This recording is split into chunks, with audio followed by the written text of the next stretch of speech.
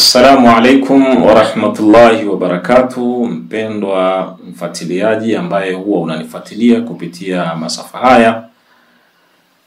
Kwa majina naitwa Sheikh Muhyiddin Idrisa na ni mtaalamu wa tiba za kisunna, na leo nataka nikuletee kipande cha 3 katika somo la limbwata. Nataka nikuletee kipande cha 3 katika somo la limbwata. Tumesema kwamba kuna baadhi ya wanawake, sio wote, kuna baadhi ya wanawake ambao wamewalisha waume zao limbwata.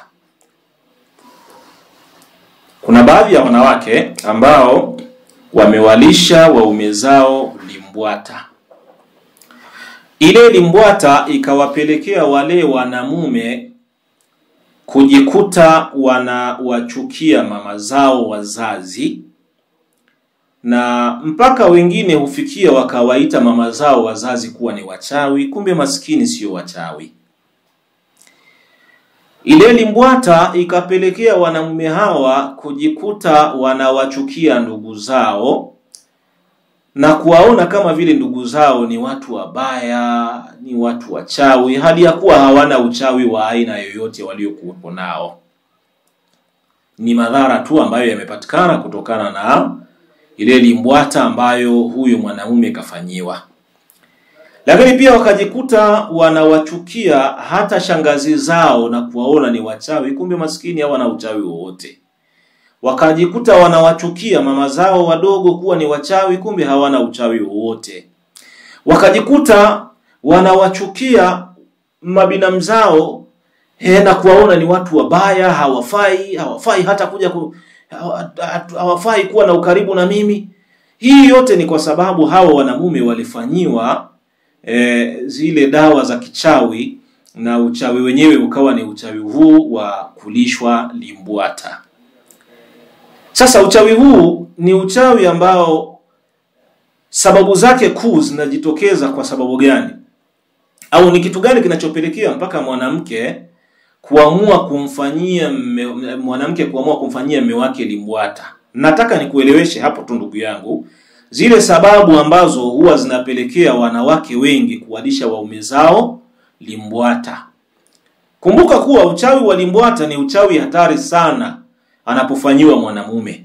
Huu uchawi wa limbwata ni uchawi hatari sana anapofanyiwa mwanamume. Hatari yenyewe haiko kwa mwanamume tu peke yake, bali hatari hii inaweza ikapatikana hata kwa mwanamke anayefanya huo uchawi. Kuna mwanamke anaweza akafanya uchawi kwa kuona kuwa huu uchawi naufanya ili mume wangu anipende. Mwisho wa siku akajikuta anakosea katika kunuia, ule uchawi ukamgeukia yeye mwenyewe, mwanamume akawa hampendi, badala yake yule mwanamume akawa anamchukia huyu mwanamke. Lakini pia mwanamke anaweza akafanya huu uchawi wa limbwata ili mwanamume wake ampende na asipende wanawake wengine, akajikuta ule uchawi aliyoufanya umekwenda kuleta madhara kwa huyu mwanamume, akawa hampendi mama yake, hampendi shangazi yake, hawapendi mama zake wadogo, hawapendi dada zake, hawapendi mpaka ndugu zake. Kwa nini? Kutokana na yale makosa ya kiufundi ambayo yaliyofanywa na mchawi uliyempa kazi ili akurogee mume wako awe anakupenda. Kuna wakati mwingine si wachawi wote wanajua kanuni za uchawi. Kuna wachawi wanafanya uchawi hali ya kuwa hawajui kanuni za uchawi kwa ujumla. Kwa hiyo wanakwenda kufanya uchawi kwa lengo la kutaka wewe upendeke. Mwisho wa siku unakuwa haupendeki, badala yake unajikuta sasa wewe ndio unachukiliwa na unawasababishia na watu wengine wachukiwe. Sasa leo nakwenda kueleza sababu. Ni sababu gani huwa zinajitokeza mpaka mwanamke anaamua kufanya uchawi wa limbwata ili mume wake ampende, na mwisho wa siku mume wake hampendi, kumbe anakwenda sasa kumchukia. Anasema Wahid bin Abdussalam Bali, ni mwanachuoni huyo, anasema miongoni mwa sababu zinazopelekea wanawake wengi kufanya uchawi wa limbwata, nushubul khilafati baina az-zawjaini, ni kule kutokea au kuibuka kwa migogoro kati ya wanandoa wawili. Wanandoa wawili wanaporuhusu migogoro iibuke, basi kule kuibuka kwa hiyo migogoro inakuwa ni sababu ya kutengenezwa huu uchawi ambao Mtume sallallahu alaihi wasallam anasema ni atiwala, yani uchawi wa limbwata. Mwanamke anaweza akahamanika akaamua moja kwa moja kwenda kutengeneza uchawi ambao utaleta madhara kwa upande wa mwanamume, aidha unaweza pia ukaleta madhara kwa upande wa yeye mwenyewe huyo anayetengeneza huo uchawi. Lakini sababu nyingine, tama'ul mar'ati fi mali zawj khasatan in kana ghaniyan. Sababu nyingine ni tamaa za mwanamke anapokuwa anatamani mali za mume wake, hasa hasa huyu mwanamke anapokuwa ni tajiri. Ikafika wakati huyu mwanamke akaingiwa na tamaa za kutamani mali za mume wake, ataona kwamba akienda kumroga mume wake, basi mume wake anaweza akalainika na badala yake yule mwanamume ataachana na zile mali amilikishi yule mwanamke, aidha yule mwanamume atakuwa ni mfuasi wa yule mwanamke katika matumizi ya zile mali. Kile atakachokiamua mwanamume afanye ndicho atakachokifanya. Kwa nini? Kwa sababu tu ya kutaka kumtawala mwanamume, basi huyu mwanamke hujikuta anakwenda kufanya uchawi wa limbwata. Lakini sababu nyingine, ihsasul mar'ati bi anna zawjaha sayatazawwaju bi ukhra, ni pale ambapo mwanamke anapohisi kuwa mume wangu anataka kuoa mke mwingine.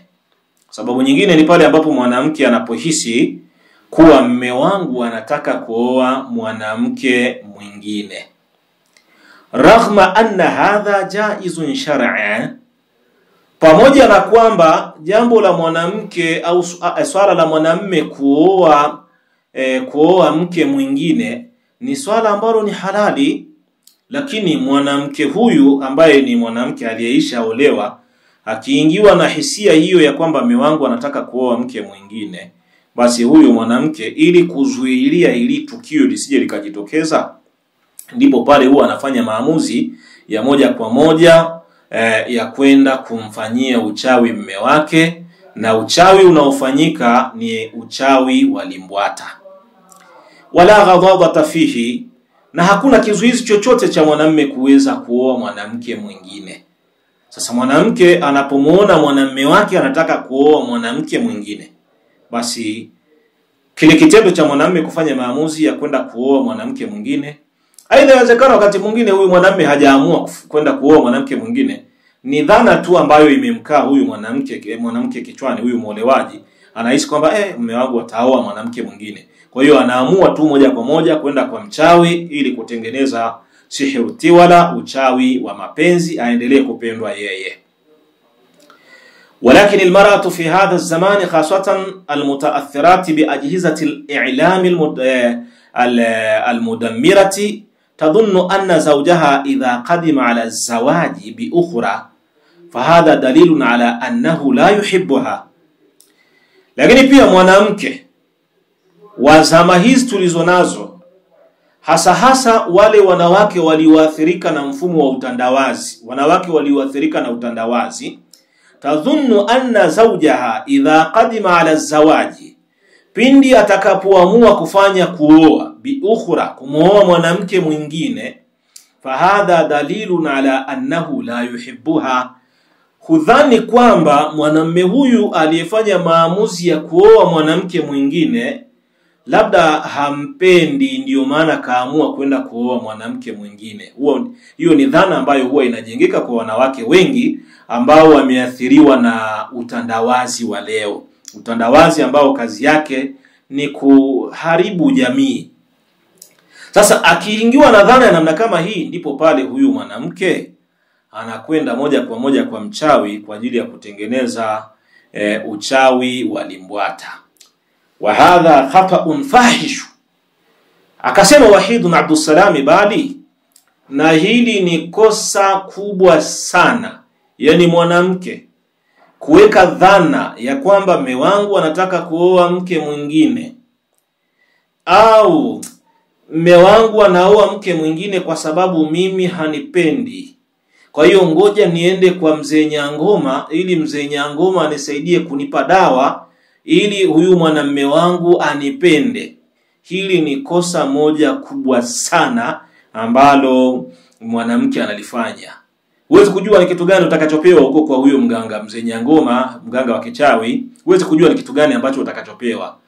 Unaweza akachukua kitu ambacho unadhani kwamba kitakwenda kusaidia ili mwanamume wako akupende, kumbe matokeo yake kile kitu kikawa ni cha kwenda kukudhuru wewe, aidha kwenda kumdhuru huyo mume wako. Na haya mambo ni mambo ambayo yamejitokeza katika jamii nyingi, tumeyashuhudia. Mtu anakwenda kwa mzee Nyangoma kuchukua dawa ya ili ampende, ili mume wake ampende, mwisho wa siku kumbe mzee Nyangoma akamwekea dawa za kumletea madhara mwanamume wake. Yupo mwanamume ambaye aliwahi kudhaniwa hivyo, mke wake akaenda kuchukua dawa kwa mganga. Alipochukua ile dawa, mwanamke akasubiri mume wake aje ili amwekee kwenye chakula.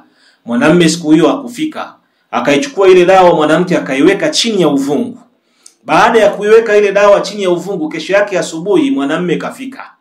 Anafikiria sasa, huyu mwanamke anafikiria kwamba mume wangu amefika, hakufika jana, sasa ngoja nimwandalie chai ili ndani ya chai humo nije niweke hii dawa. Kaandaa chai vizuri, anakwenda kuchukua dawa aliyoiweka chini ya uvungu, anakuta tayari chini ya uvungu kuna kichuguu kimeota. Pale pale alipoweka dawa ndipo ambapo kichuguu kimeota. Akaona cha kufanya hapa ni nini sasa? Asihangaike, ngoja atoe kwanza kichuguu, halafu apeleke ule udongo wa kichuguu nje. Akatoa ule udongo wa kichuguu ndani akaupeleka nje, akaenda kuweka kwenye mti uliokuwepo katikati ya uwanja, mti wa mkaratusi.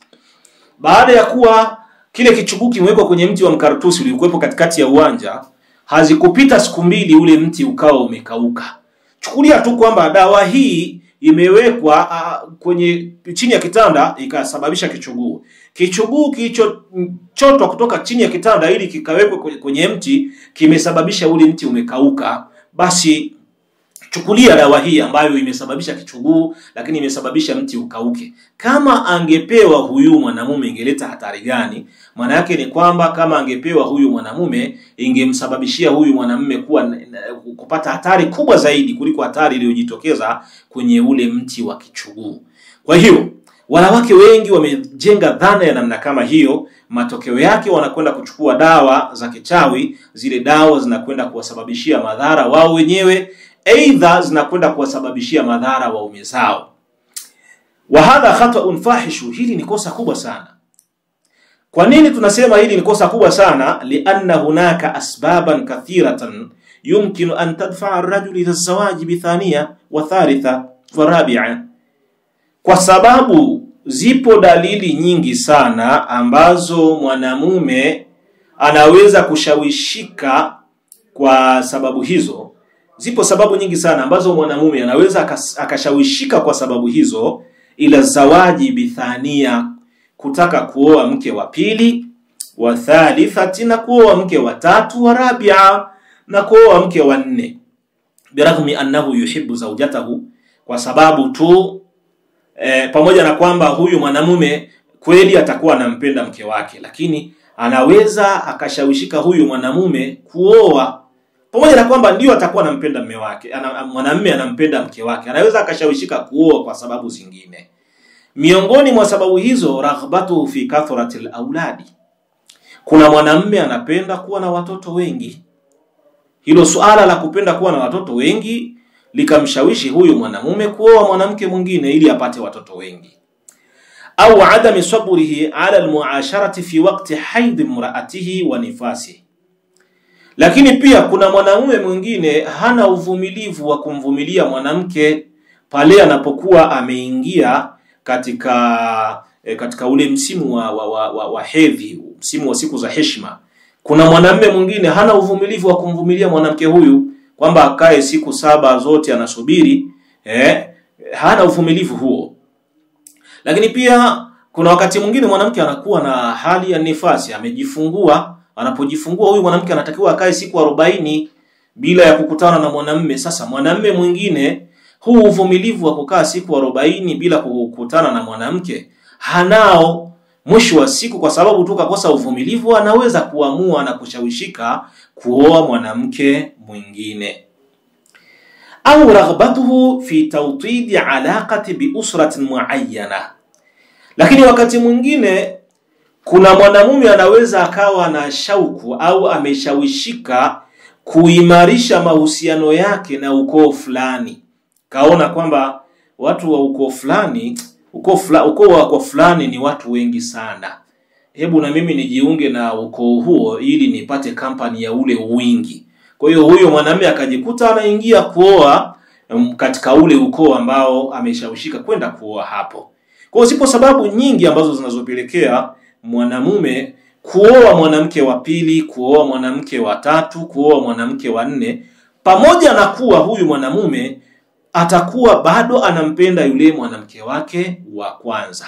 Sasa mwanamke akiona hivyo, yeye hajui, yeye anahisi kwamba labda pengine mwanamume wangu huyu anipendi, au kuna mtu kule kaniroga. Sasa huyu aliyeniroga ngoja nimuwahi kabla hajampata mume wangu, mimi nataka ni hakikisha namdhibiti mume wangu. Huyu mwanamke anakwenda kwa mganga wa kishirikina, au mwanamke anakwenda kwa wachawi. Basi wale wachawi wanatengeneza dawa ambazo anahisi yeye kwamba zinaweza zikawa ni msaada, na matokeo yake zile dawa zinakwenda kuleta hatari kubwa sana kwa huyu mwanamume. Aidha zinaweza zikaleta hatari kubwa sana kwa huyu mwanamke, aidha zikaleta hatari kubwa sana kwa wote wawili.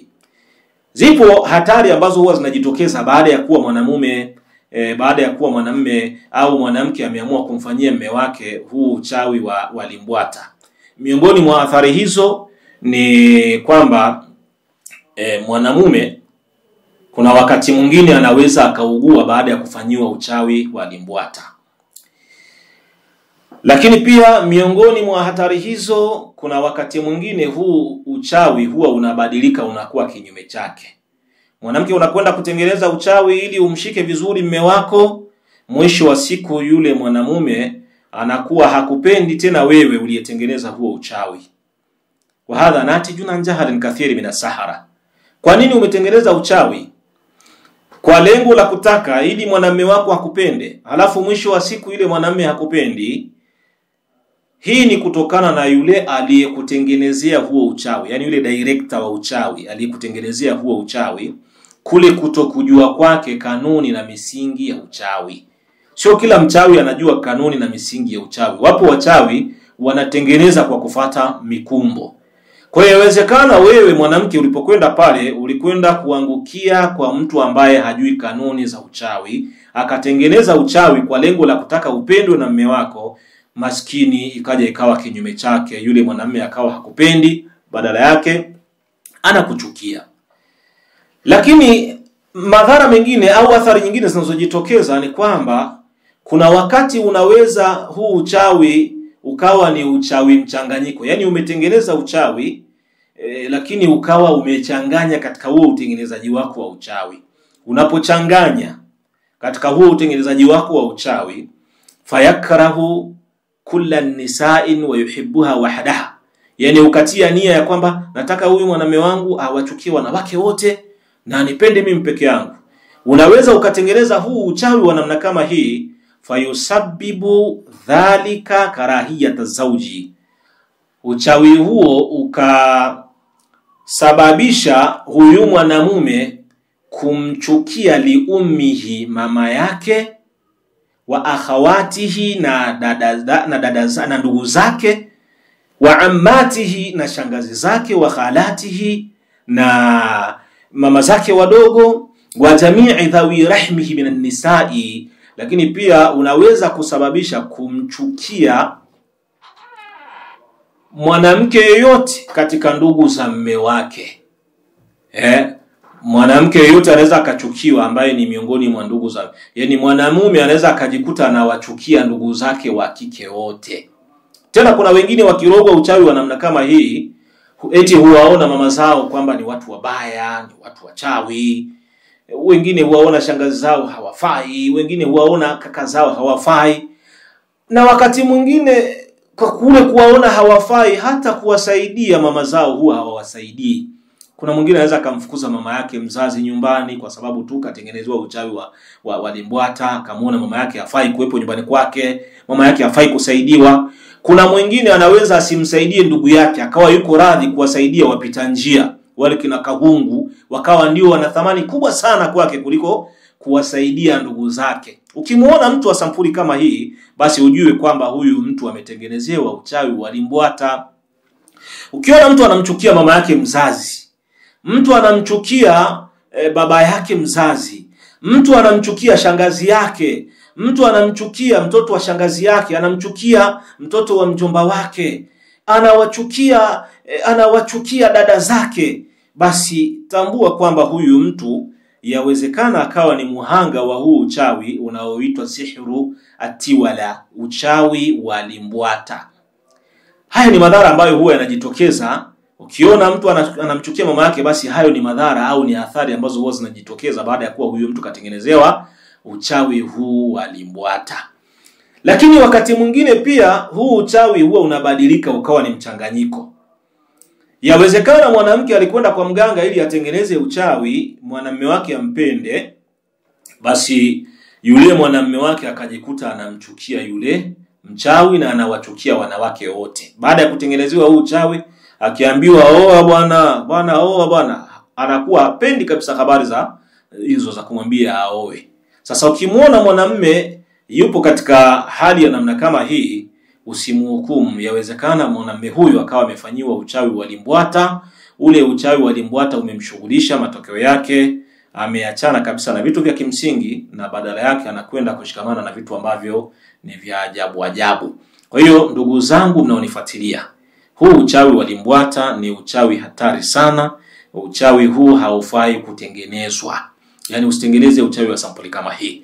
Lakini ipo dawa ambayo mtu ukitumia dawa hiyo ili kuweza kukivunja kile kiapo cha kichawi, ili ndugu yako asiendelee kuathirika na huu uchawi, basi ipo dawa ambayo ukitumia kwa namna moja ama nyingine inaweza ikawa ni msaada mkubwa sana, ili uchawi huu usiendelee kumsababishia madhara ndugu yako, usiendelee kumsababishia madhara mtoto wako, usiendelee kumsababishia madhara kaka yako. Kwa hiyo na pia kuna dua mbalimbali ambazo ukizifanya, zikifanyika dua hizo zinaweza zikawa ni sababu ya wewe kutengua ule uchawi ambao ulikuwa ukimuathiri huyu ndugu yako, ili asiendelee kuathirika na ule uchawi na badala yake arudi katika hali yake ya ubinadamu.